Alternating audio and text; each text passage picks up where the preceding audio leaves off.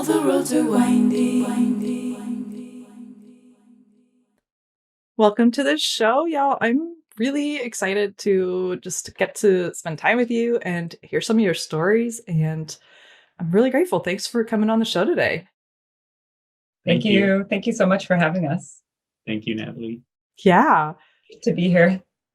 Cool. Well, I know we're going to have fun. And anytime the little people and people who are into little people come together, silly things happen. But yeah, we'll see. We'll see what happens. But before we begin, would you like to lead an invocation and just set the space for us? Yes, I would love to. So, for everyone who is listening in the future now, and the three of us here now, we can just start by taking 3 deep breaths. And I like to do this by inhaling in through the nose and exhaling through the mouth. It's a big sigh of relief. So inhaling and exhaling. And then a second one, inhaling in through the nose, exhaling out through the mouth. And a third, nice big inhalation and exhaling out through the mouth. And for the rest of this grounding invocation, if anyone is able to just take a moment to be seated and be grounded in their body, now is a great moment to do that. And just continue with this breath pattern, breathing in through the nose and out through the mouth. And bringing your attention to any place in your body that needs a little more oxygen, maybe needs a little more love and attention. Maybe it's your neck and shoulders, or it could be your right toe. Maybe your heart is beating very fast. Whatever it is, just acknowledge it. And send some breath and some love to this area. And as we continue to breathe, bringing your attention to your low belly, to this primary energy center of the womb space, which is the seat of the divine feminine within us all.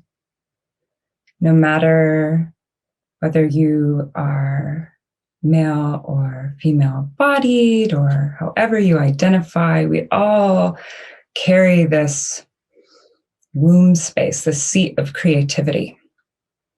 And you can even place a hand over your womb if you like, just allowing yourself to really arrive here in this moment in your body. Taking a few deep breaths and feeling your low belly expand with each inhale and release with each exhale. I invite you also to proclaim silently within yourself these affirmations for this energy center of the womb space. I am here. I am safe. I am in this body. And then from this space, slowly, gently, allowing roots to unravel from the base of your spine down toward the floor beneath you. And allowing these roots to wind their way toward the surface of the earth and gently, with permission, enter into the earth's soil. Like the roots of a beautiful tree, winding down, moving through the soil and the layers of stones and bones and the mycelial networks that are linked up to the roots of neighboring trees and plants around your home or wherever it is you are now. Just allow these roots to energetically say hello to the earth as they wind their way deeper and deeper down through the water table, deep beneath the earth. And as your roots pass through these stores of ancient water, allow them to be cleansed and cleared of any external expectations or contracts or energies existing between you and anyone else or anything else that's no longer for the highest good. Just allow it to be released now, offering it up to Mama Gaia and her waters like a beautiful fodder or a nutrient that can feed these ancient stores.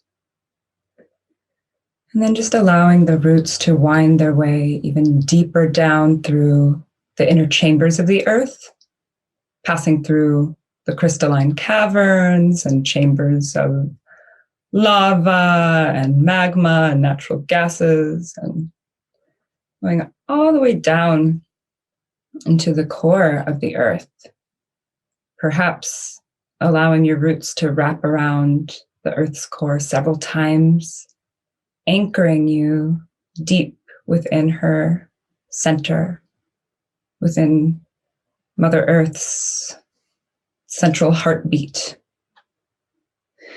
And from this grounded and connected place, I honor and acknowledge all of our well ancestors, all of our guides and guardians, all of the beings who walk with us, the tall ones and small ones and winged ones too, the little people who have brought us here together, and just all of the beautiful, healthy, and supportive ancestors that are with us now.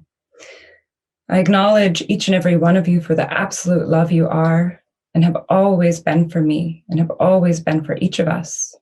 And I ask that a field of protection be created around each of us so as not to allow anything to enter the space of this beautiful interview and just the space of our days as they unfold from here, unless it is for the highest good. I thank you all. I thank you, God Goddess. I thank you, Creator, and offer you my unconditional love and gratitude. And so it is. And slowly just maintaining this connection of the roots to the center of the earth, I invite you to start pulling this grounded earth energy, this nurturing earth energy back up through the earth, pulling it up through the inner chambers of the earth and back up through the water table, all the way back up through the layers of stones and bones and mycelial networks connecting us all the way back up through the surface of the earth into the base of your spine, filling your pelvic bowl and just opening and grounding and anchoring in this womb center,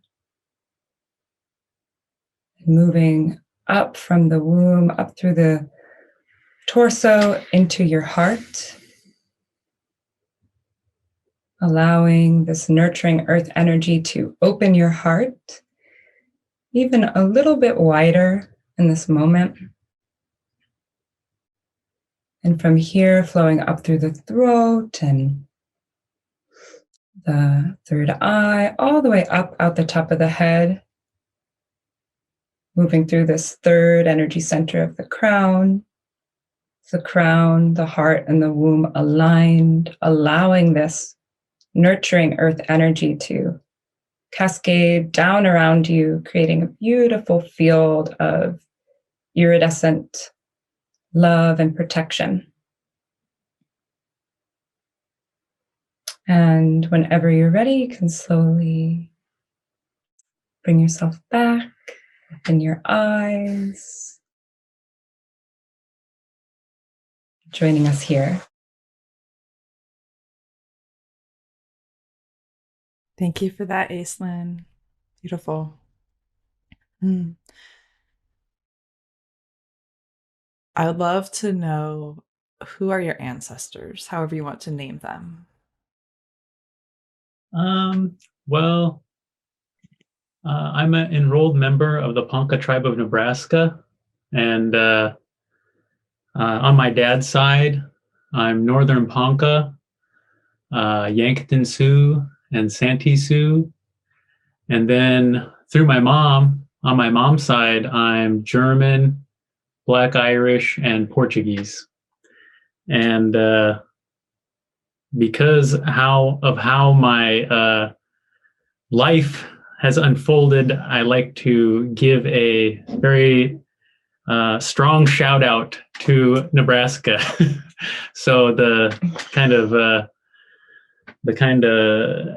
walking ancestral mural that I happen to be hails from the heartland. Beautiful. Thanks. I think that's the first shout out to Nebraska that we've had on the show. So if anything is pulled off by this appearance, that has finally been pulled off. So it's worth it. It's worth it's a record. Beautiful. So beautiful. I really love this question.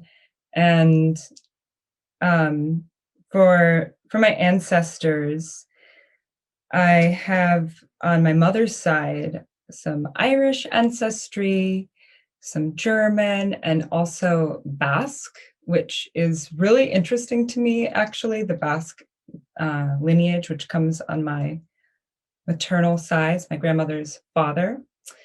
And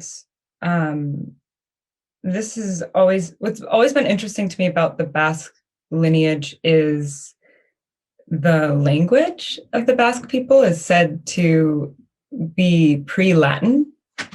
It's said to be like what they don't really know where it comes from. And so that's something that always felt really, really special to me.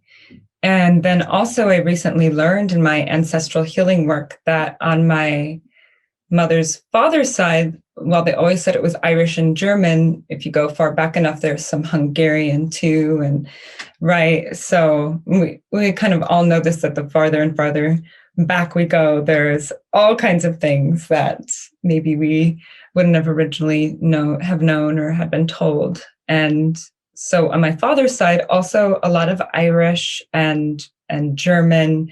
And then there's also Dutch. My father's grandfather on his dad's side came to the Americas through South Africa, and he was Dutch. So those are my ancestors, and so much of the work that I do with ancestral healing and what the Candomblé have been, I think, really like teaching me about my ancestors lately is just the simplicity of our connection to them and how our ancestors are like in everything. They're in the elements. They're in this like stone that I'm holding in my hand, and they're in the trees. And so when you ask the question, what are my ancestors? It brings up a lot, because I think of the kind of the standard answer of the, genetic lineage through the maternal and paternal line. And then I also think like everything is my ancestor, like everything around me is my ancestor. So it's just it's a big question to me. And I love that you're bringing it forward and that you open the space with it too. So thank you. I'm just kind of picturing too, like, I think, as a kid in the 80s, and we had like these little, like visor things that we could put little discs in. Yeah. I forgot what they're called, but you could look in them and then you'd see like this kind of like 3D landscape. And I just kind of like wonder what kind of emotional experience or soul experience we would have if we had like a magic visor that allowed us all to individually like see the totality of our ancestors who are all standing behind us in their kind of completely revealed richness. Like, what would that do to the humanity inside of each and every one of us? And, I have learned so much through my people and so much through my partner about ancestors And, this question, or this opening question of yours, is really cool, because even just in casual everyday life with like your coworkers, or, people at the coffee shop, or wherever you're kind of mixing and mingling, when people start to talk about what little, or, what, a lot, what that they do know about their ancestors, there is this richness of, I want to say, soul character that kind of spills out and that jumps out. And I think then we start to scratch the surface of the purposefulness of the presence of our ancestors in our lives. And that purposefulness comes into action when we connect with them, and I think that seems to be something that's like, I almost want to say, like, there's this medicine that is traveling in all four directions on planet Earth right now, and that medicine is reconnecting with your ancestors, so that their purposeful presence can, like, again, be among us, internally, community-wise, culture-wise, and in all the different kind of spheres and domains that compose life. So yeah, I guess we got to get to work on that magic ancestor visor, so we can like all rock that cool experience. In the meantime, we'll rock that cool experience. I know what you're doing the rest of the day. Yeah, I remember listening. That's yeah, it's something that would help us see that, and just see that, because like you can imagine it, but do you really grasp the embodied, like the embodied experience of it? And well, before I move on to other questions, I'd also love to ask, where do y'all live, and who are the original people of that land? We live in Astoria, Oregon. It's a coastal town right on the northwestern tip of the state. We're right where the Columbia River opens to the Pacific Ocean. And it's a beautiful place. And the original people of this land are the Chinook and Clatsop tribes, and then also the Clatskanie. I think so. Yeah. Reaching a little further out. And probably many other, going far back, many others we do not know. But one thing I'd love to share about this land is that the Columbia River is very precious to both of us. And we've learned that the Indigenous Chinook name is Iwal, which means great water. And so we often refer to her as Iwal. And we can see her from our kitchen window, so she's like totally in our lives. Wow, that's beautiful. That's beautiful that you can see her from the window, and that the name of this beautiful living river is even known still. Like, that's really beautiful. Yeah, thanks for sharing. Mm-hmm. Yeah, I'm sure there are many other names that she's had, and it feels good to be able to utter at least one of them. Mm-hmm. Cool. Yeah, there's so much. So y'all are both, I feel like we could go in like a million directions for hours probably anyway. So I'm going to just go right into the biggest one that's kind of showing up for the moment. And that's around the little people. And, y'all are both into little people. I've read Cliff's beautiful book, which I recommend anyone who's into little people read. And Aislinn, you are a Cantombile voice diviner. So I feel like maybe the place to start is, I would love to hear in each of your own words, like, who or what are the little people, especially for someone who's like, what are you talking about? I first learned about the little people when I was 21 years old, and I'm 40 now. And when I was 21 years old, I had just moved to Lincoln, Nebraska, and through a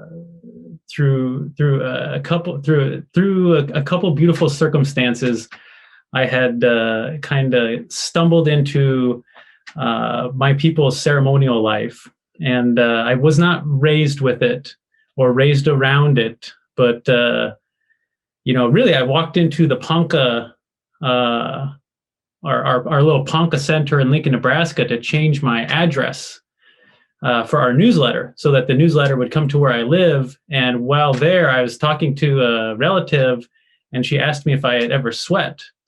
And I said I didn't.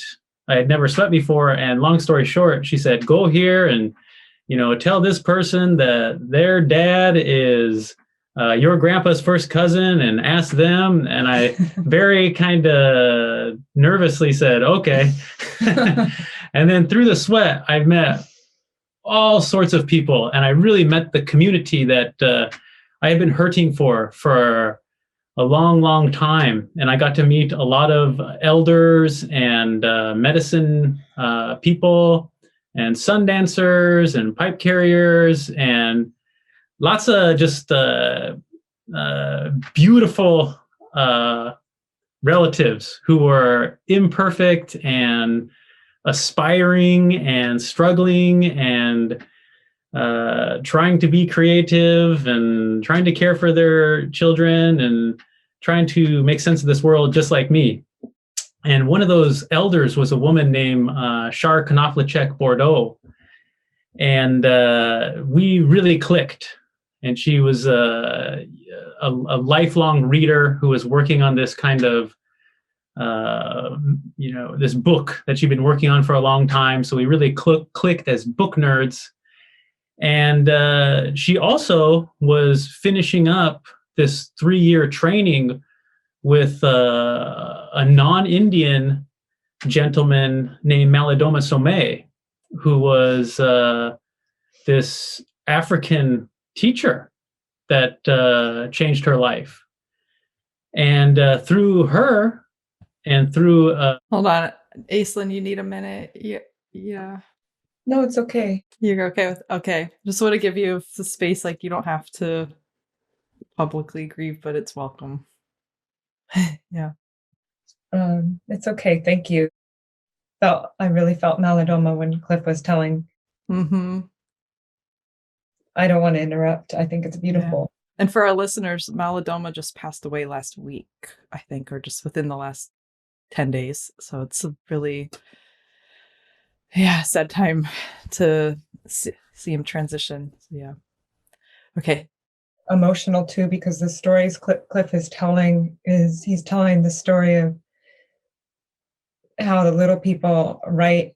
They kind of like write and craft these things in our lives that are so beyond what any of us could ever imagine or see. And I wanted to finish telling the story because I think it will illustrate it in a way that I can't right now. But I was feeling that. That's why I was being so moved. Because,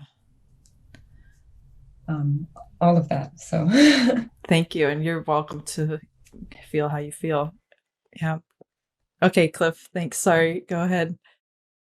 So Shar, she was about 50, and she had her dad was a fairly famous Indian doctor or medicine man, and she had learned from a lot of people, and she had found herself learning from this man named Malidoma Somé, and she was on the 3rd year of her training. And she said that she had a vision of me, and that she felt like she was supposed to do a divination for me. And I was definitely like a comic book reading kid. It was not commonplace for me to have some old Indian elder, tell me they had a vision of me, or tell me I'd never heard the word divination, or then tell me that they felt like they were supposed to do a divination for me.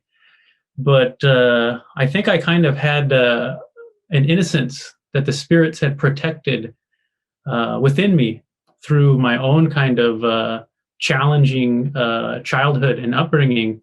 And that innocence just said yes to that divination. And, I got this divination from her, and she told me that, there's these little people that walk with you, and they want you to call them.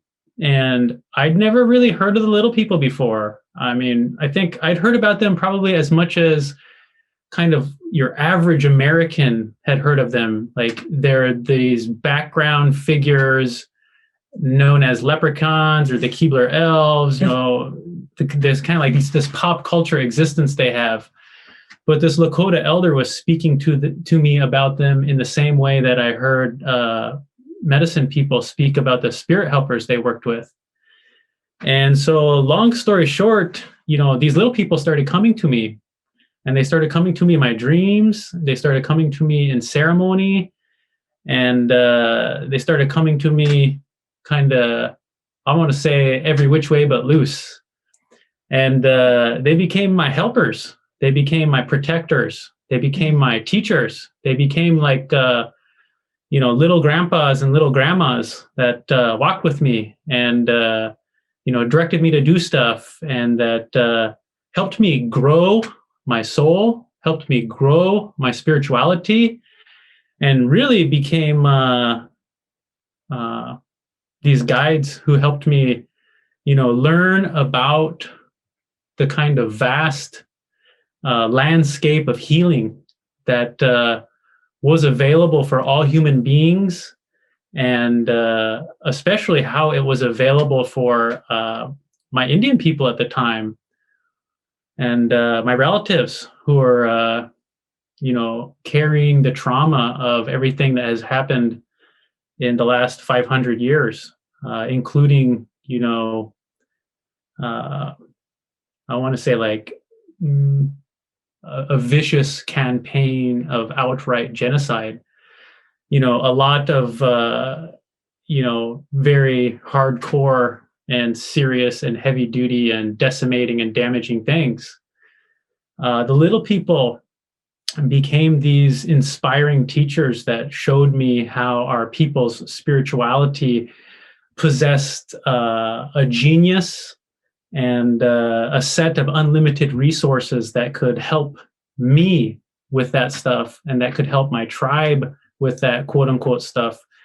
And the more they helped me experience my own healing, the more I understood how that that potential for healing is hanging in the air around every human being's head, like a halo of magical butterflies, just waiting for people to look up and see them, and to look at those magical, medicinal, miraculous butterflies, and to look away from all the things that are kind of otherwise trapping and ensnaring and I want to say misleading their attention, So those those little people, it's hard to sum up all the things they taught me, but they became my friends.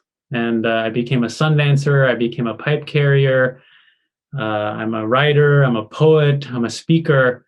And all the time, these little people have been like, I want to say like little cool dudes in the background of my life doing, awesome things that are poignantly reminiscent of what used to saturate my people's tribal life before the malicious wrecking ball of colonialism came to destroy all Indians, So they filled my life with what my people's life used to be filled with long ago. And they made sure I knew that there's infinite hope for how all of this stuff wants to come into my people's life again. But also there's a larger human story for all of the humans on the globe. And this stuff wants to come into everybody's life. It's, the life that comes with an awakening to the divine, a life that comes with a very powerful connection to your ancestors, a very powerful and full of weeping and love and joy connection to Mother Earth, and kind of, like the title of my book says, a full awakening of all that memory that your soul already has inside of it. So that's some of the story of how the little people have been present in my life. And I love getting a chance to talk about them because I feel like some of the inspiration they have been so generous in constantly sharing with me gets to kind of communicate outwards into the world so other people can catch some of that inspiration and follow the threads of it back to their own relationship with the little people, follow the threads of it back to their own relationship with their ancestors, with their spirituality, with that purpose that is just luminously alive in the center of their being, that's just waiting for them to plunge into it and engage it and flip through the pages of the book of poetry that it is, read all those poems in the center of your soul and become the human being you incarnated here to become. The little people are all about all that stuff. I think that's why people can resonate with them so much and feel them so much and dig them so much. Thank you, Cliff. And, I think I hear you saying in this kind of, they carry this aliveness, which consumerism and extractionism and the kind of systems we've been all roped into and by this point we're all part of in some way. They carry this remembrance of aliveness and how to honor that. And I think I remember from your book, and correct me if I'm wrong, one thing I thought was so cool is they still carry the ceremonies and the medicine ways of your people, even though they might have been lost to the living people, but they carry them and can help us remember and bring through this medicine. And if I'm not remembering it right, let me know. But that, I thought it was so cool. Like so much comes from these beings that just like I don't know, just say it kind of like like they hold a vibe. That's like so simplistic, and they are so much more than that, but they're like so that's kind of what I hear you saying. 100%. I will never forget when my Sundance chief, referencing the part of the book that you're talking about, told me that him and I were talking about the little people, and I was, telling him, they had just come to me in a dream the night before this conversation. And I got to talk to him about them, and he kind of opened up and talked about his experiences with them. And it was it was such a good conversation. But I'll never forget when he said, all the things that, we've lost, they still have. Because in the story that my heart was carrying, I thought that, I was kind of like, I kind of believed what I'd been told, that everything was lost and that, we're just walking around in the wreckage of my people's obliterated culture. And there on the Sundance grounds, my Sundance chief told me that, that's not true at all.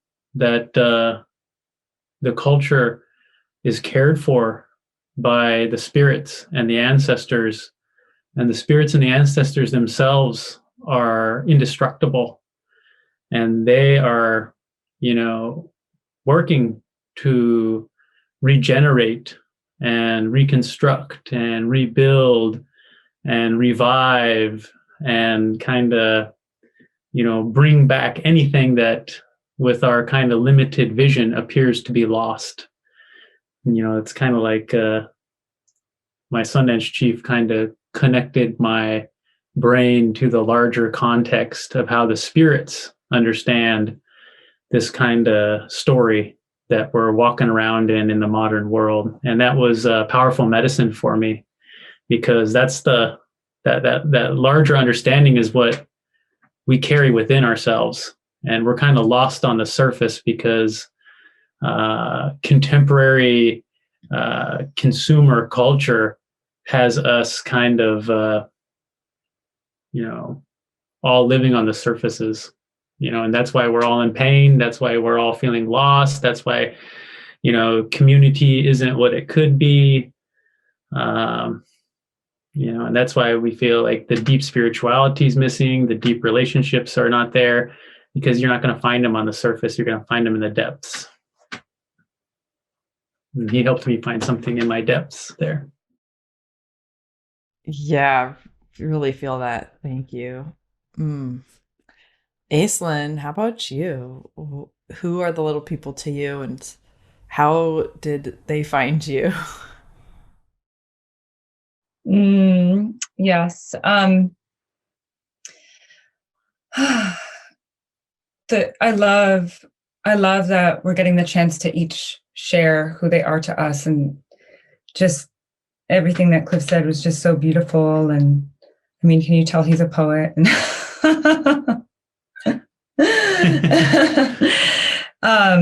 And as I was kind of listening to him share, I was also sort of being shown how what something that I think is common for both of us, and maybe is something relatable for a lot of people, is that I also didn't really know who the little people were. Like in my upbringing, I had also this kind of, like, as you said, contemporary American knowledge of like, oh, there's fairies, and like, oh, like there's Tinkerbell on Disney. And we laugh about it now, but when I was, I think about 4 to 5 years old, like I wore my Tinkerbell costume every day. I did not take it off. Like I knew the fairies and I loved the fairies, but it was that surface connection that was feeding perhaps this deeper connection. And when I actually really truly met the little people in this life, it was this process of having to peel away all of these layers of deep conditioning. Because I met one of the first memories I have was, part of my story is I started off as an actress in Chicago. I went to school for acting and was in theater and played all these different roles. But simultaneously, what was happening was I was being confronted with my awareness of spirit on a daily basis. And it was getting to a point that was actually causing a disturbance and causing harm in my life. Like things that were actually like so in my face, with just lower vibrational entities in homes that I was living in, or things coming in on a level of what I would say is fair to say like psychic attack. Through the duration of my upbringing in mid-20s, and not really knowing how to handle it or how to deal with it, and also really not even believing it was real. And so having a very visceral experience of, for example, like, waking up in the middle of the night and having this astral body experience of rolling out of the bed and seeing the ghosts that had been haunting my apartment and causing mayhem for my roommates and I, like literally one of the worst landlord stories you probably ever hear, and I won't get into it, but seeing that entity and the conglomeration of entities connected there and telling it to leave. And then the next day having my roommate come home and be like, wow, it feels so much better here. And then me still not believing any of that was real, right? And I think this is really important, because this is what I see happens for a lot of the people that I'm working with today, where their gifts, their awarenesses are starting to open up. Things are happening, but so much of the kind of the modern, what I want to say, like the modern saga, storyline, media blast, like story is that this is not real, spirit is not real. And it's just, it couldn't be. The opposite what I'm trying to say is the opposite is true, right? That couldn't be farther from the truth. And so my journey was this running away from that part of my life. Like I had to run away from that actress life, because there were all these things that were pulling me in this direction that my heart didn't want to go. And when I took that leap and I made this move down to New Orleans, I had a one-woman show at the time It's really funny. It was called 10 Cent Whore. And the show was about a young woman in high school who heard voices in her head. And one of the voices was a 1920s call girl who remembered her past life of being a priestess and the temple arts.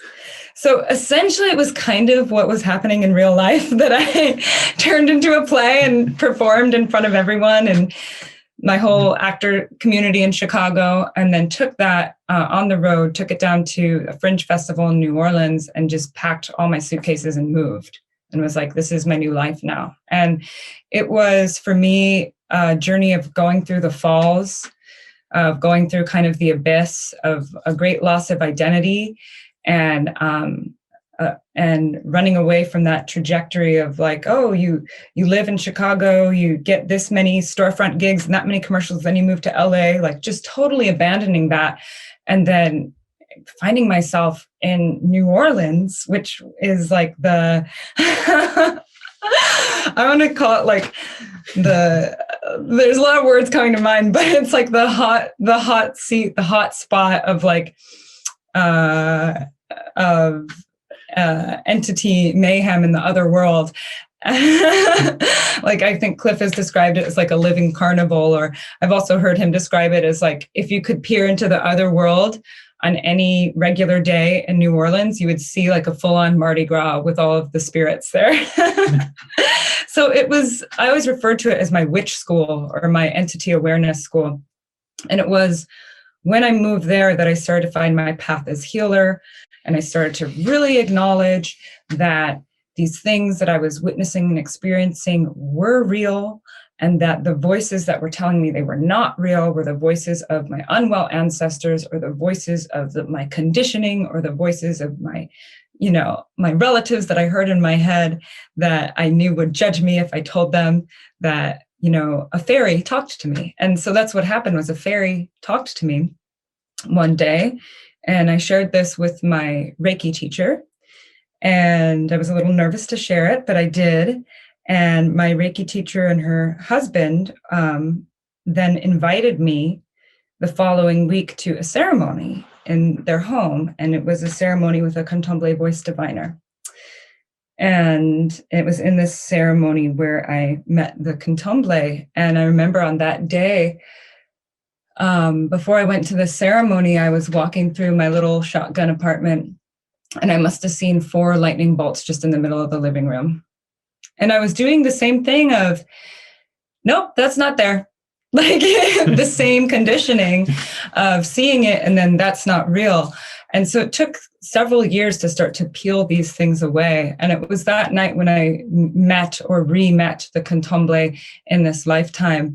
And since then, they've taken me through a whole gateway and trajectory of experiences that have revealed to me that, in fact, they were with me my whole life. And I just had to remember it step by step by step. And so many beautiful things came up to remind me of this and confirm even the strongest voices of doubt and adversity, to be able to blow those and blast them away because of the truth of the experiences that came from the heart, that things that happened long before I even met the Candomblé that said, this is your life path, and these beings are real, and they're a part of why you're here. And, those moments, perhaps I'll have an opportunity to share them as we continue on with this, but to really come back to your question of who are the little people is, yes, they are the fairies. Yes, they are what we have this kind of background, contemporary understanding. They are that, but there's so much more than that. And I think part of what the contemporary understanding robs us of is realizing the true, authentic nature of who these beings are and the depth of the medicine that they carry. So the little people are that to me. They're these bringers of culture, these teachers of ritual, these rememberers, these relinkers, these menders, and these great like seed sprouters. They just can plant these little seeds right in our heart that then bloom into beautiful trajectories of life paths. And that's something that I've had the incredible gift of being able to witness through being someone who works with them so closely, witness how they plant these seeds in people, and over time those seeds grow into, the various experiences and adventures and medicines and whatnot that are awaiting us all.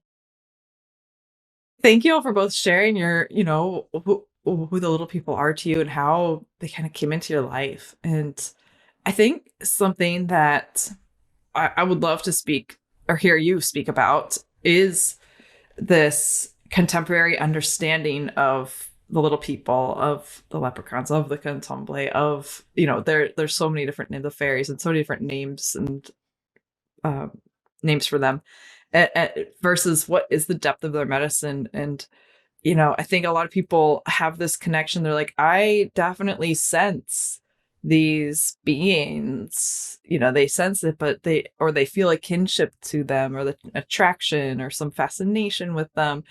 But that's the story that you speak to of their depths is not part of the contemporary storyline and contemporary message. And so it's just kind of like, and even through the ages of, Christianity coming through and wiping out in Europe, at least, wiping, and then spilling over to the Americas, wiping out the, indigenous, what is now Irish and Ireland and Scotland and England and all these people. These are my lineages, so that's where I'm speaking to them. Christianity coming in and wiping out their connection with them and even demonizing them. And there's all these stories of fairies and don't talk to them because they'll just cause trouble, or they'll trick you, or all these bad things will happen if you engage with them. It just gets me kind of fired up. So I'd love to hear come from your perspective, what actually is versus this contemporary understanding versus what is their medicine and their depth. And I guess I'm going to leave it at that. I'm not going to add. Yeah, I'm going to leave it there. Well, I think Aislinn maybe has a lot to offer here because she, because of the nature of her work. But I want to share just a little story to kind of answer what you're talking about and maybe set the ground for that. And I, in my travels, I was always keeping my ears open for little people stories because I felt what you were talking about, of the deep things they were here to bring into our lives. And simultaneously, or on the other hand, I would also hear these stories of beware of them, or look out for them. And I was trying to reconcile those two streams of stories. One would always be, an experience that someone had that was a big, beautiful story that you wanted to hear around the campfire. And the other one was usually a 2-sentence thing that someone had heard from someone else. And that was their kind of 2-sentence take on the little people. And maybe about 5 years ago, I was camping on the river with some friends, and there was this other native poet there, actually. And it was toward the evening, and we were, the conversation was getting good. And we started actually telling these stories about the little people and Bigfoot and all the good stuff that I think people like to hear other people's experiences about. It was all kind of starting to come out. And he said that, he put it very succinctly. He said, my auntie said that colonization made us afraid of the little people and the Bigfoot to break our connection to them. And when he said that, I felt like I had finally heard, he hit the nail on the head, and I finally heard the answer I was looking for perfectly articulated. And why is our connection to the other world to be broken? To disempower us and to make us controllable, and to make us interested in what the powers that be want us to be interested in. Whereas conversely, the other world wants to empower us, the other world recognizes that existence is constructed and architectured around purpose, and fulfillment of purpose, satisfies spirit and benefits all. Whereas this kind of other paradigm and this other side wants to satisfy itself and benefit itself. So I think I share that story to kind of open the ground of what is real and what is like the 2-sentence take meant to keep us from ever opening the door to our own potential.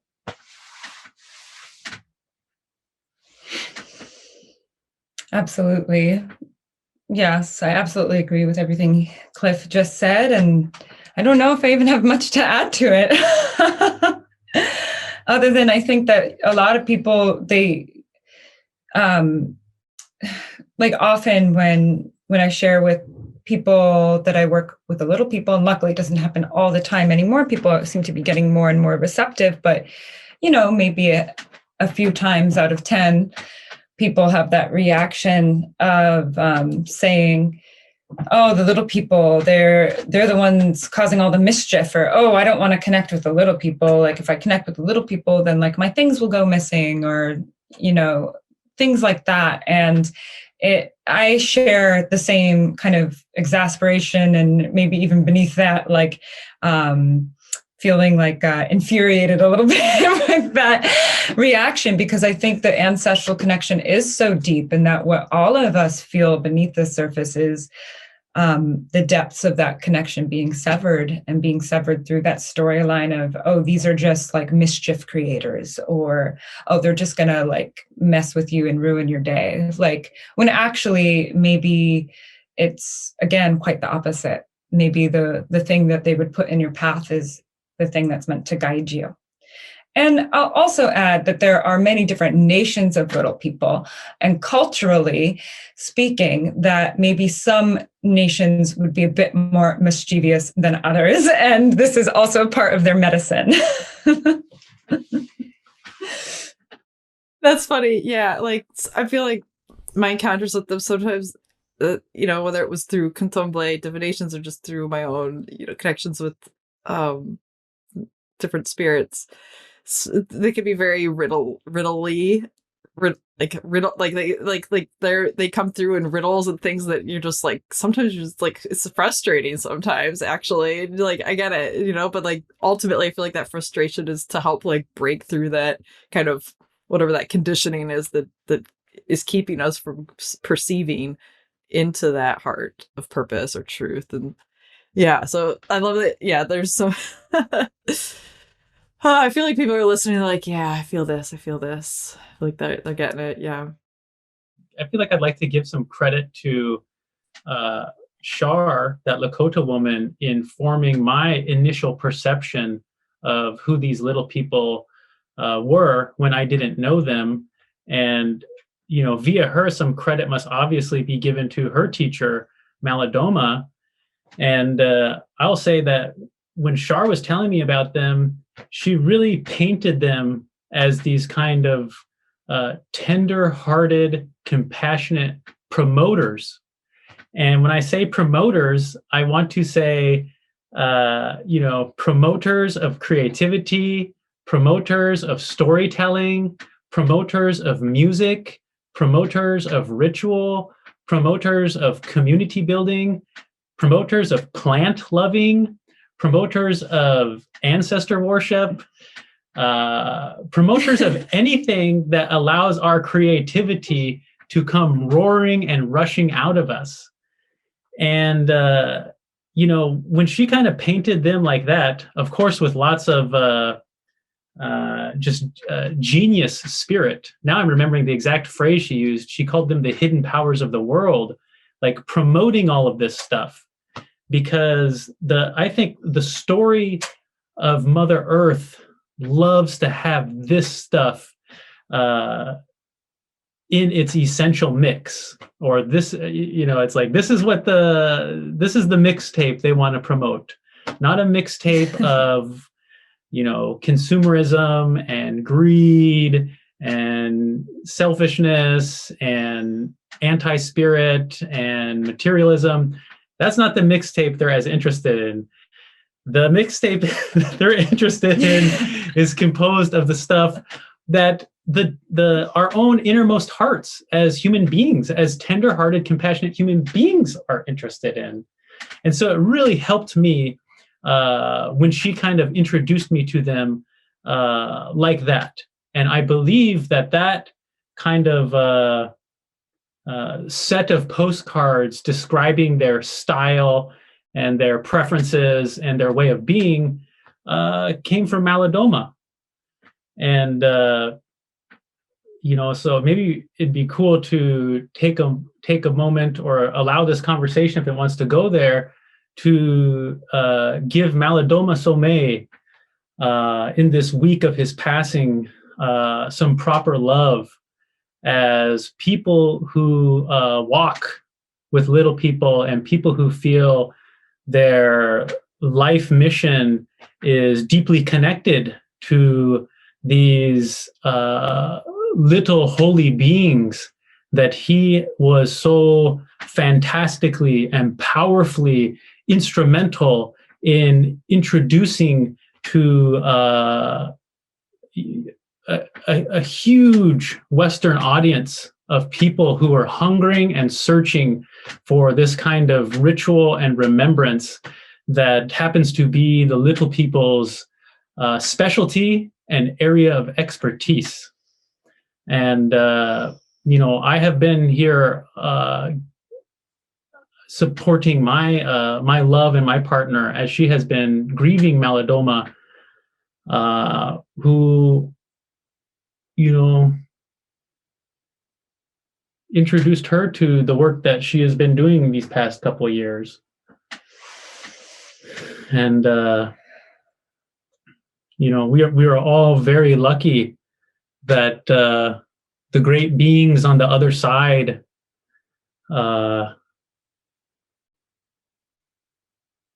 help there to be great beings in human bodies on this side, so that all of us television watchers and nighttime poets and plant lovers and kind of aching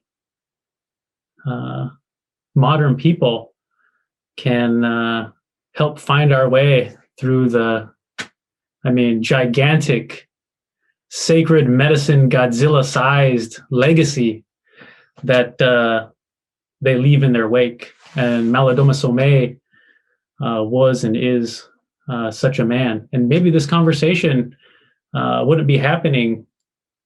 Honestly, it probably wouldn't be happening if it were not for him, and if it were not for the uncountable, unknowable things that he went through and fought through and spirited through to bring this kind of beautiful teaching and beautiful iteration of his people's ways to so many of us lost Americans,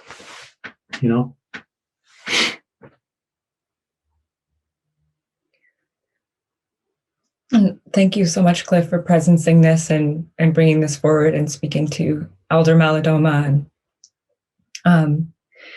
and just reflecting off of it. Something that I feel I want to name or also kind of speak to is just the power of this lineage, the power of the Dagra lineage, and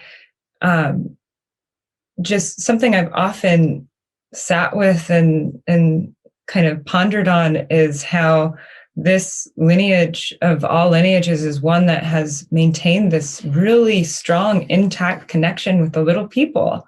And of course, also, there are other lineages still where that connection is alive and thriving today. as Cliff has illustrated, even in his own, ancestral connections.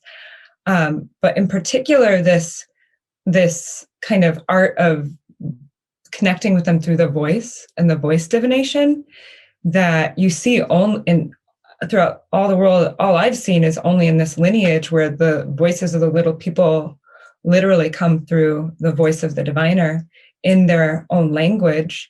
And I've often sat and thought, like, this can't have been just with this lineage. Like, if we go far back enough, there had to be, priestesses, oracles who were doing this in all different cultures. And I think that's something I feel so strongly from the candomblé, why the candomblé end up being like the MCs at the parties, how I kind of call it. Like, they're the ones who are like, okay, now the leprechaun's over here and now the menehune over there. Like, they're like getting the lineup ready. And because they have that strength of that lineage and that intact connection. And so that they can, in a way, become a voice of all of these other little people, of all these other nations. And that's something beautiful that you find no matter what, whether it's the Dagra lineage or if it is like the Lakota nation, that when there's this intact relationship, there's this pre-established way of communicating with them, and that there's so much that we can learn from this. And like the other thing that's coming forward is just like the art and act of making an offering. Like making an offering being such a potent doorway to communicating with these little relatives of ours. And so I just wanted to add that on with everything that you said, and it's kind of this honoring that unfolded here. So thank you, Cliff. Thanks for that. And I want to just honor and acknowledge Elder Malidoma Somé. I never met him or worked with him, but the people that he's worked with have massively influenced my life. And, reading his books were just huge remembrances in themselves of just some sort of connection, even though it's not my lineage, I'm not claiming it, but just like the power that is possible and what's possible. And it is such a gift that he brought through his life and his legacy and through saying yes to his purpose and being brave at this walking between two worlds to bring this, forward and facing adversity and just some, with the support of the little people and human people as well, making this something that has had such a beautiful impact on the world. And so, yeah, just honoring you, Malidoma, wherever you are. Thank you for your legacy, your gifts. Thank you. Yeah.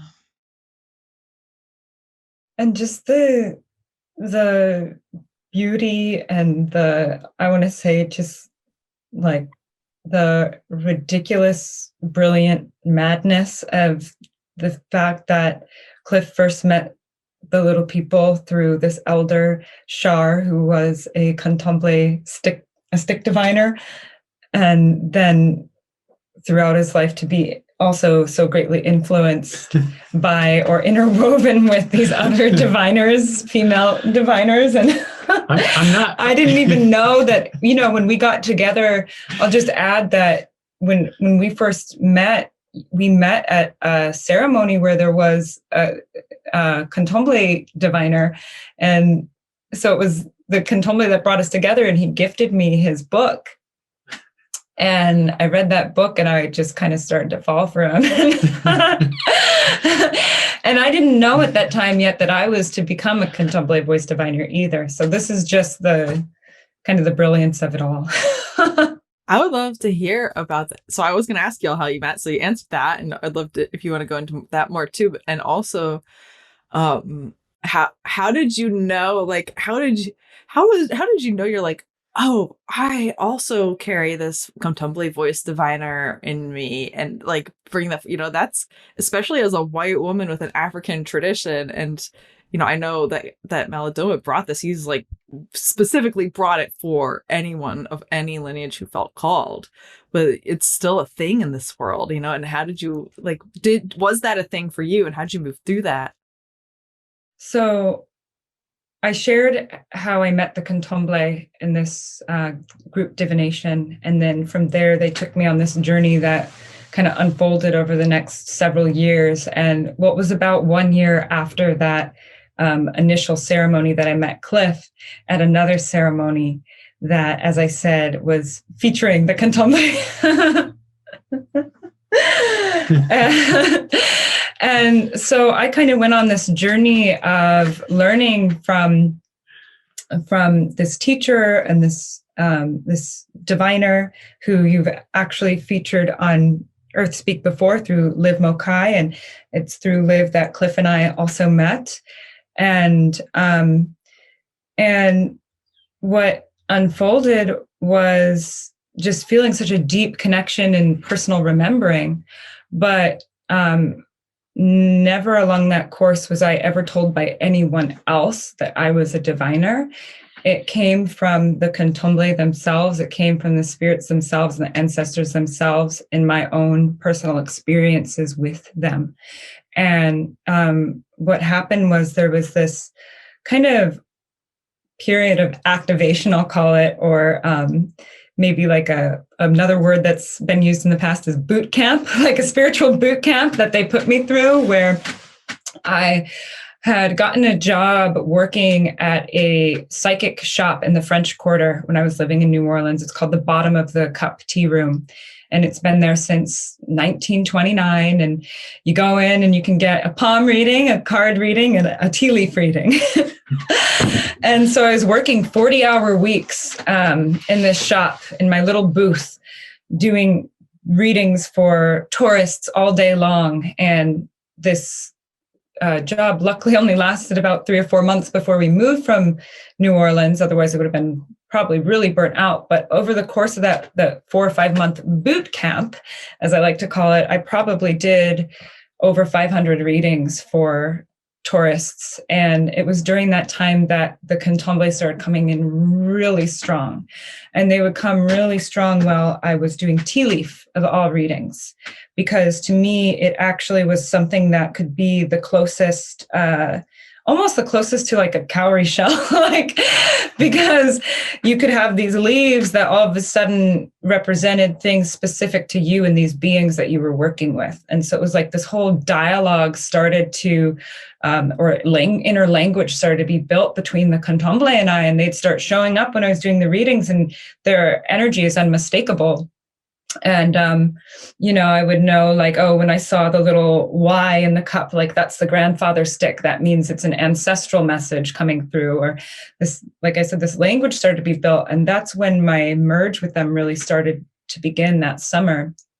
And what happened was these little people came to me, this little grandma, call her little old lady with a cane.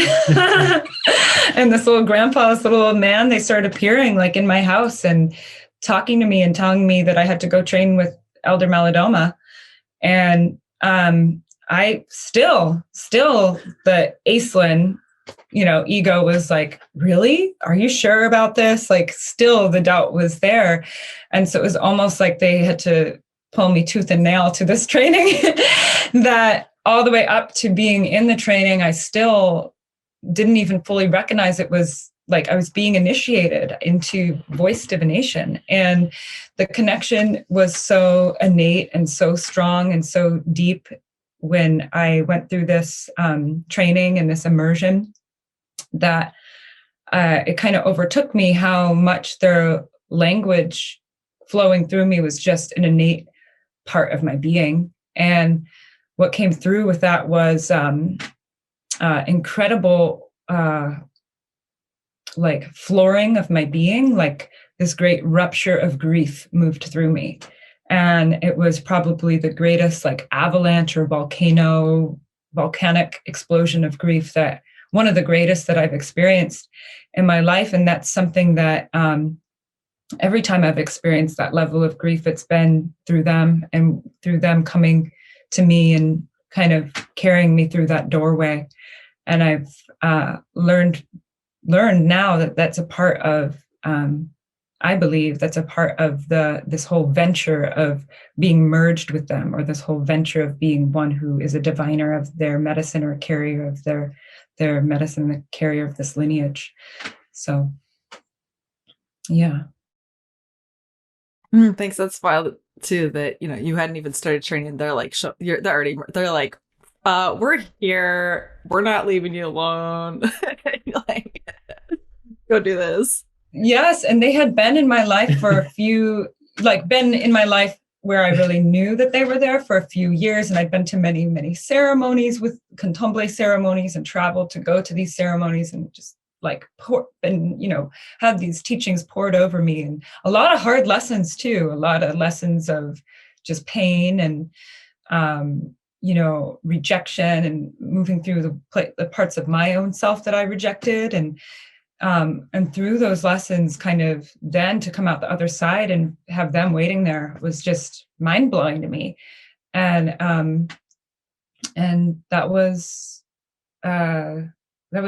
I don't even know how many years ago now. It's just several years ago now. And I think the other thing that I was going to say about it, I'm someone who I was kind of raised to be like to try to be a good student and try to do things right. And in my mind, like, it didn't make sense. Why would you go learn to become a diviner before doing the other training? And the candomblé, they were like, your whole life has been training you. And they told me that when I went through this immersion, they told me that I was going to do it all backwards. So that's, I guess, the joke's on me. Well, I mean, interestingly enough, like, when did you complete your training? When did I complete my training? Mm-hmm. With Malidoma, like, is there like now you're complete? I don't know. I'm not trained, so I don't know what it looks like. But like, is there like a series of initiations or ceremonies or something, and then you're like, okay, there's some. I mean, we're always getting trained up as long as we're alive, right? But like, for voice divination, yeah. Well, that's the thing, is that there's no real set prescription, other than, I think the standard is a lot of people go through the 1 year Indigenous African spirit technology training. And then from there, they may learn to become a cowrie shell diviner. And then from there, every year they were offering the candomblé immersion every year as a standalone that usually students from the other programs would go into. And then they would go through this initiation and merge with candomblé. And so there's actually quite a few candomblé diviners. And but I don't think that so I guess what was unique to me in my journey was that I went solely to this immersion, and I was always like, well, when am I going to go do the IAST program and do this other trainings? And this was a part of the immense grief that I've been feeling with Malidoma's passing, was that I really did believe that I was going to go and return and train with him more. And yeah, and I see now that with that kind of loss of possibility, there's something else probably opening up in the space of this teaching, this great teaching of his passing. But all along the way, what I find is unique to my path, and what is the lesson that I am continually being taught by the candomblé, whether I want to receive it fully or not, is that they've been my teachers. They've been my teachers, and they've been the ones kind of really guiding me along the way. Yeah. Which, as you said earlier, can sometimes be frustrating. For getting real, Yeah. Definitely welcome. Yeah. Wow. Thanks for sharing that. And I'd love to hear too from Cliff, since it is pretty amazing that even though you come from an Indigenous lineage, and whose practices are somewhat intact, at least, versus like some other other places where it's just completely wiped out, that the little people still came by way of Malidoma and still came by way of Contemplate, and just really wild. And how has that connected in with, I read your book, and I recommend everyone read your book, obviously, because you get into stuff here, but how is that woven back into your relationship with, like, are there different little people than the Contemplate from your own lineage that show up for you, and how do, like, Aislinn is a voice diviner. Do you do a thing? It seemed to me like in your book, like they just show up and you just walk with them. They're like here, and they show up and they're like they're like kind of coming through, and like through your poetry and all these things. It's like a different embodiment. So I'd love to hear about your relationship with them and what that looks like as well. So they kind of are they different? Are your connection with them expanded beyond Contemplate or different than? I just honestly just don't even know, like, this kind of taxonomy and it's such. So yeah, take us there. The taxonomy. Feels so clinical to say taxonomy, but like, I don't know. I would say, like, obviously the understanding I have now is nothing like what I imagined I would have when I took my first step in walking hand in hand with these little relatives. But I guess I want to say, like, the context where I was introduced to them was in the context of the Red Road or the Sundance Way of Life. And in that way, people have spirit helpers or people have spirit friends. And there's no one walking around who doesn't have spirit helpers or spirit friends.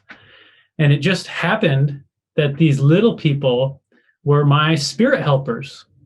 And I didn't know what that meant or what that was going to entail, but I knew it was real because of how powerfully and how experientially they kept showing up.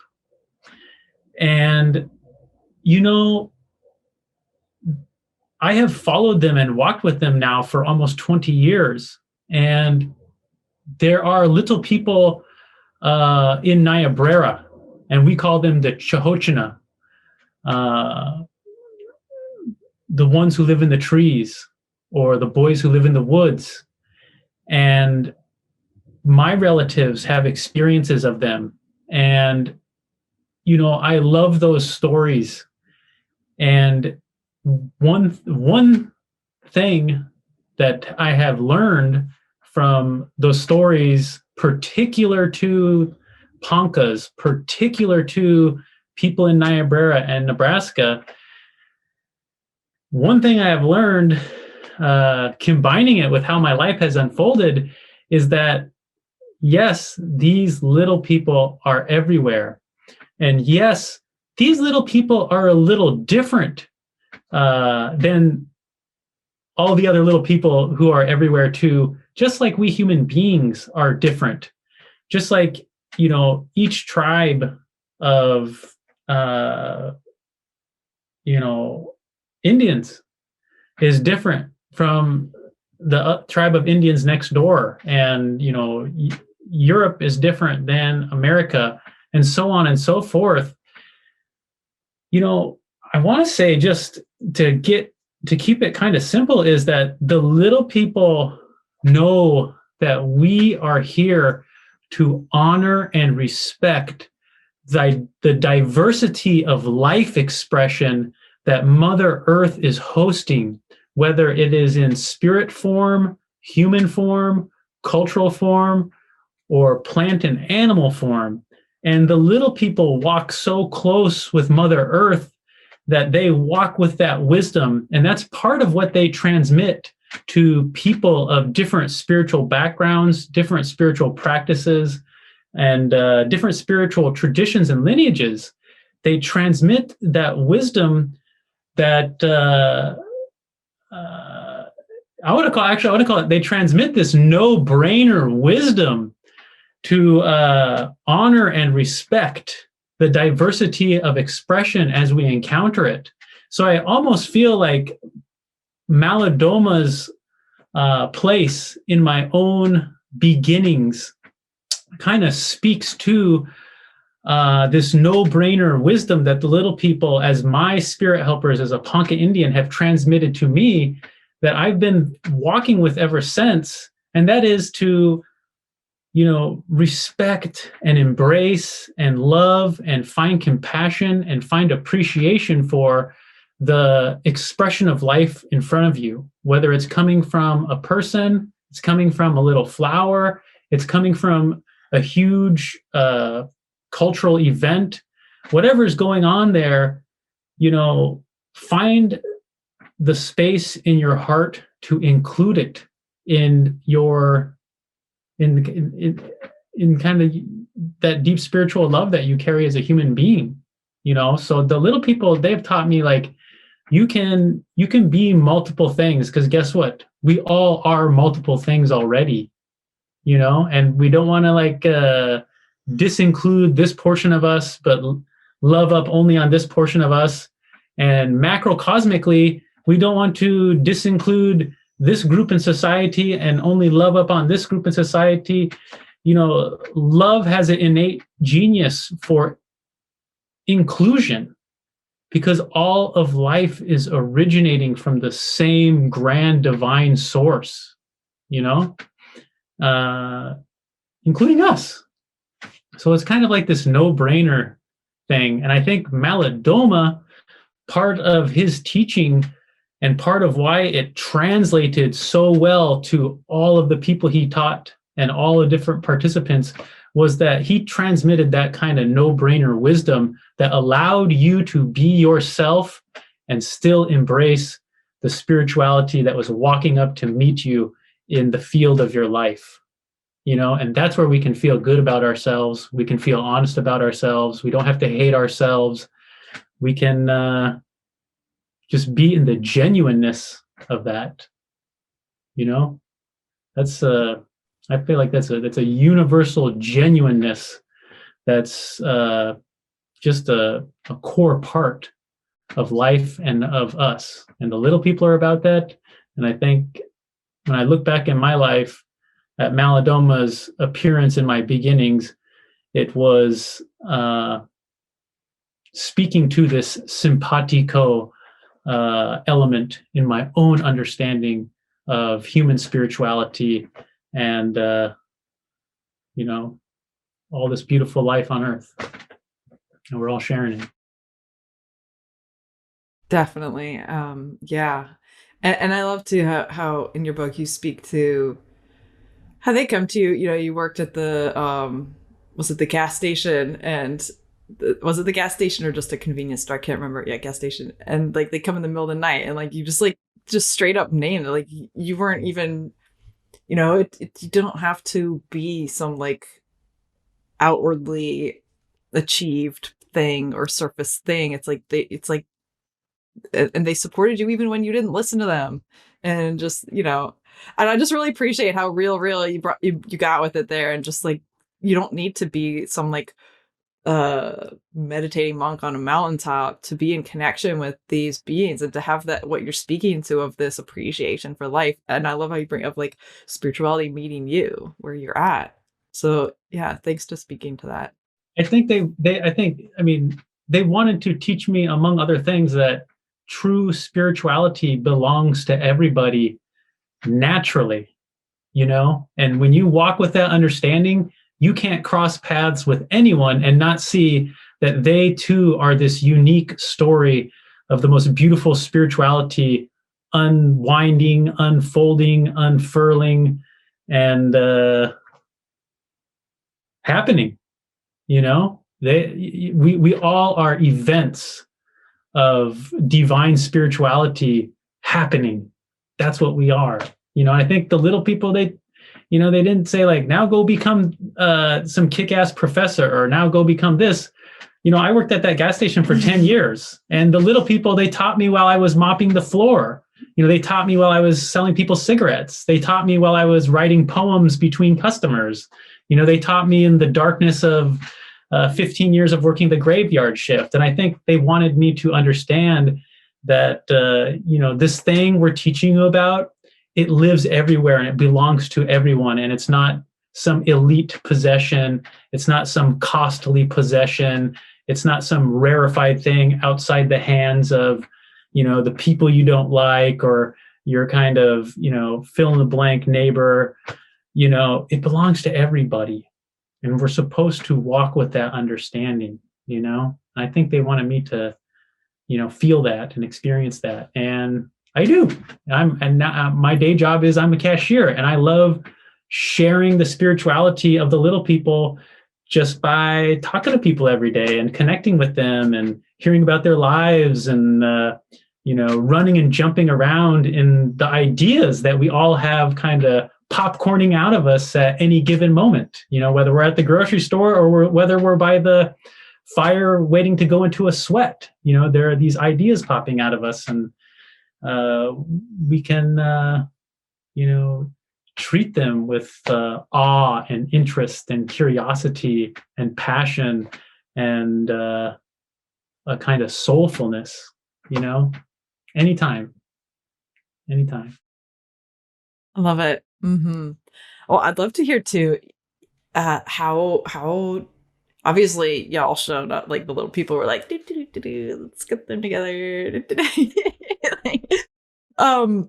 But like, what is that? Obviously you're just people with everyday lives doing everyday things, but also how might the little people show up in your everyday lives as a couple or in creating your life together? Is there anything kind of different than the, non-little people relationships?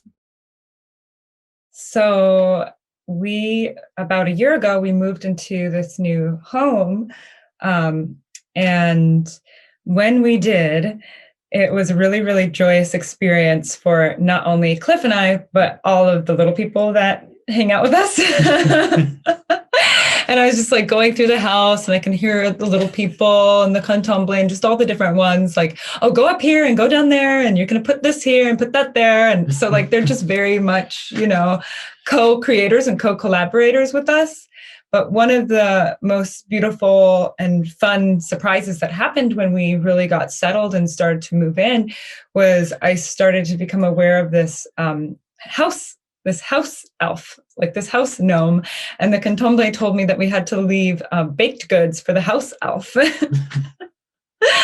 And there's quite a bit of a Scandinavian population out here on the coast. And it's quite the tradition, in Scandinavian cultures to have these house elves or, the Hudafolk or the Tontu.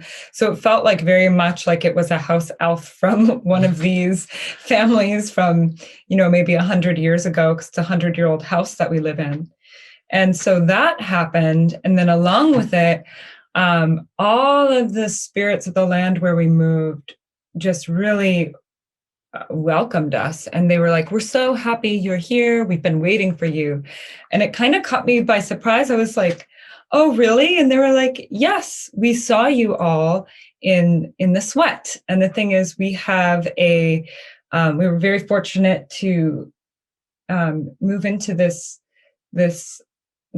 house rental that a couple that were friends of ours lived in before, and they had a sweat lodge in the backyard. And we would come and we would sweat and we would pray with them. And that's where we first met kind of the land and the beings here. So it felt like this full circle moment of recognition where we almost had to get like screened by them before we were allowed to actually become stewards of this land. So that's one example, but there's probably a million examples of how they show up. I feel like there's almost like, how I want to say, like in Leave It to Beaver, like the dad would get up and then the newspaper would be there and he'd like open it up at the kitchen table with his morning coffee. I almost feel like there's so much little people activity in our house because of Aislinn's work that every day when I wake up, there's basically like a newspaper or a flyer. Newspaper report. Yeah, there's like the daily new info that I need to know that the little people have like stream and infused into our home and our doings and our goings on and our future happenings. So I gotta catch up on the candomblé happenings every morning at the kitchen table. It's true. They have long lists of things that they want us to know or want to get done. They're great innovators, and that's something that they've told me many a times, is that the list keeps getting longer. Like, do you have examples of things? Of things that they want done? Well, a majority of what I'm really speaking of is the work that we do together, and often they call for a particular ceremony. You know, that's one of the things in the newspaper article of today, is they put a call out for a particular winter solstice ceremony for particular reasons. And so then there's particular people that they're calling together, and right. And so it's often about these co-creations, co-collaborations. And then also, a lot of it are these projects and classes and things that they're wanting to stream through. And all of them are like stepping stones or building blocks to what I feel like is their grand vision for all of us, which is to kind of have this great reformation of our culture and this great reformation and innovation and reweaving of education. And so for me, as the one little small part that I am of that great big plan that they have for all of us, is a lot of it is education, and about the way that I'm creating spaces to teach with them and bring them through. Cool. I love it. You're the there's Netflix, there's Hulu, and then there's like Candomblé streaming to you today. That's great. Cool. Well, I think that it's been really nice to just kind of get a kind of intro story to each of your, hear each of your stories around working with the little people and kind of how they brought you together and what that kind of looks like in your lives now. And I just really thank you for stepping up and sharing about that today. And I want to leave, before we leave, I want to offer space for, is there anything that we haven't covered that you really feel is like something that wants to be said, as we're here in this space? And there doesn't have to be, but just space for that.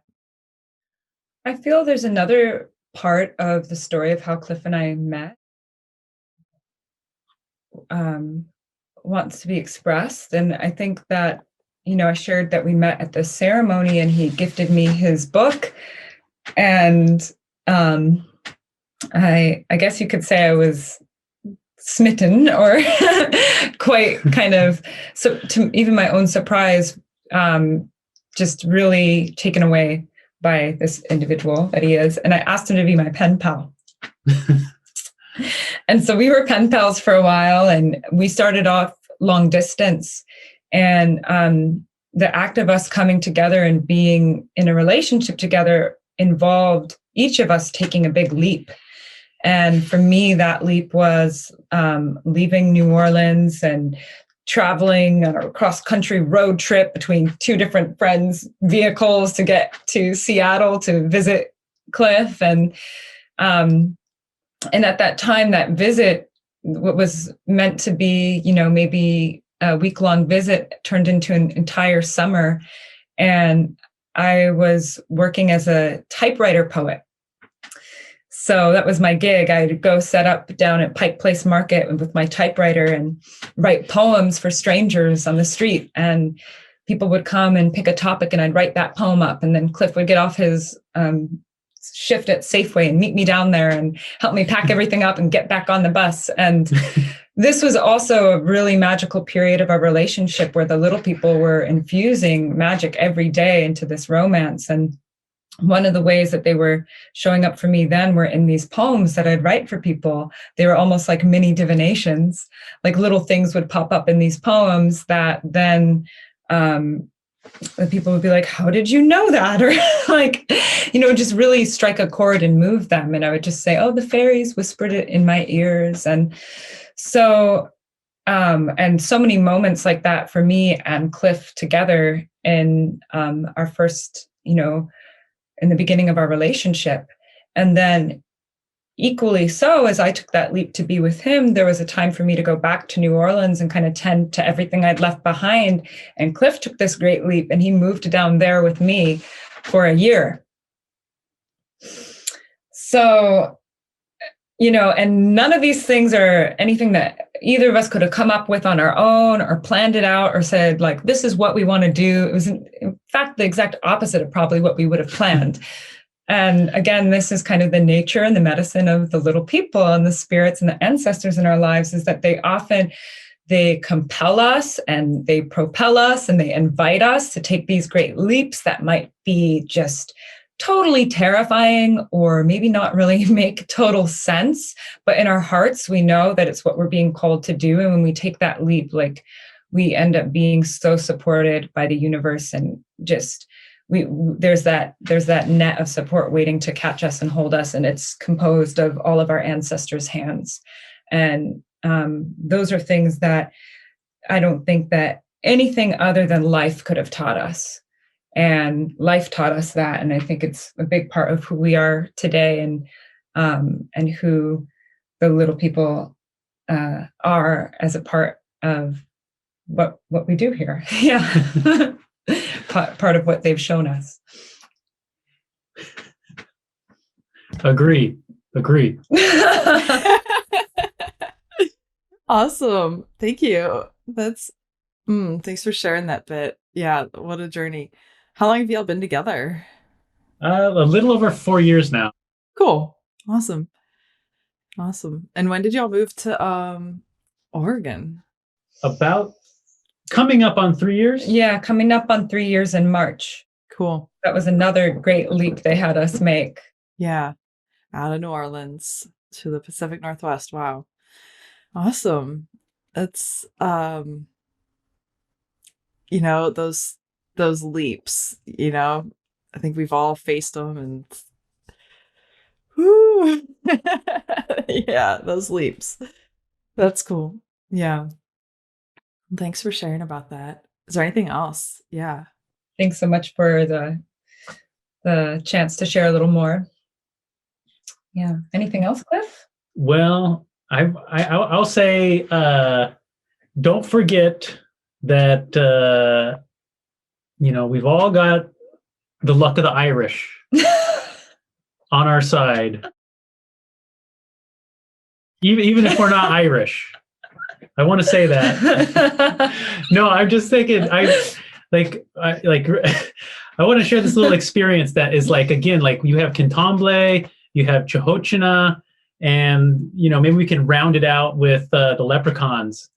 And when we were taking one of our big leaps, that the little people had kind of like waved us over to do.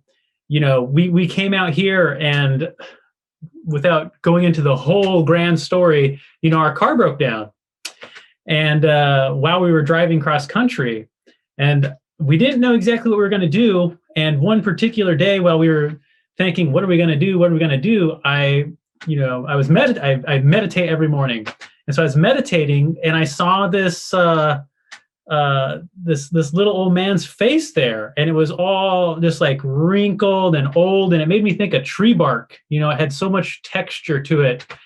And this little old man started talking to me, and he said, don't worry, you've got the luck of the Irish on your side. And I was like, kind of like, what? And then he showed me all of these different people who had all of these lucky things happen in their lives. And they all just thought, wow, I got some good luck right when I needed it. But in my interior vision, he was showing me that what they couldn't see was that so-called luck was being affected by these little people in their lives. And he said, we're the luck of the Irish. So don't worry, you've got the luck of the Irish on your side. And I think you can kind of sum the little people up like that. All of us are experiencing these synchronicities or these bits of luck or this kind of, these connection makings or these community meetings or these kind of dreams that come into this night, or like something will fall into place or things will fall into place. And, if you want to know what the little people are about, they're about making things fall into place so that the story our soul came to live can really happen and really unfold in a really beautiful and joyous and deep and true way. And if you feel like you're down and out, or you feel like you don't know where to start, or you feel like you don't have your practices figured out, or you don't have your teachers figured out, or you don't have your path figured out, just remember, you've got the quote unquote luck of the Irish on your side no matter what. And the luck of the Irish are the little people, as that little leprechaun told me himself when we were down and out and our car was broken down. And look at us now, where we made it to our final destination, and we've been here 3 years, and we're in love with our lives here, and we're in love with everything that has happened since we made it here, with, as the Beatles would say, a little help from our friends. So I wanted to share that. Thank you, Cliff. Love that. And, in that too, y'all have had these little Black of the Irish on your side and connecting with the little people. What might you say to someone who is wanting to connect with them, but they don't have that person who's come in and been like, yeah, I have to give you a divination, or like that maybe this hasn't happened for them yet, but they feel this call. Do you have anything to say to that? Yes.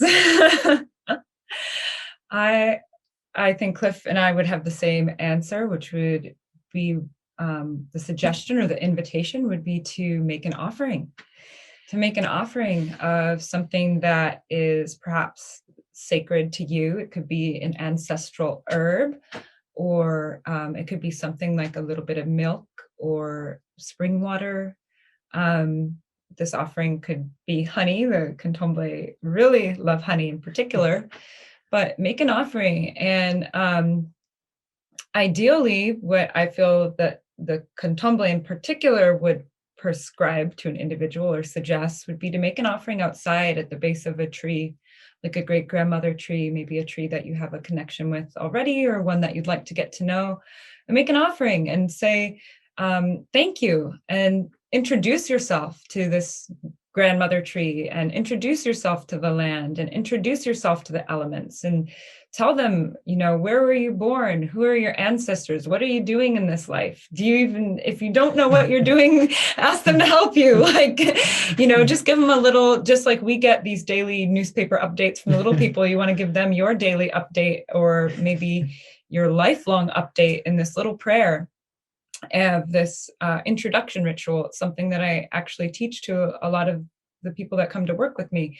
You want to introduce yourself to this tree, to this grandmother, to these elements, and to the little people that tend to them and live inside them. And perhaps you just ask them to teach you about them, or let them give you a sign, or give you a message, or just something, because you're basically, what you're doing is you're creating the space for them to really respond back. And when you offer up that whole story of who it is that you are, you offer it to these sentient beings, saying, here, hold on to this, so that now I've emptied myself, so I can hold on to your story. And it's like this exchange, this beautiful exchange of information, or even as Shar or Malidoma would have said, it's like, these relatives are wanting to talk to you, you just need to pick up the phone. So offerings is one of the ways that you do this.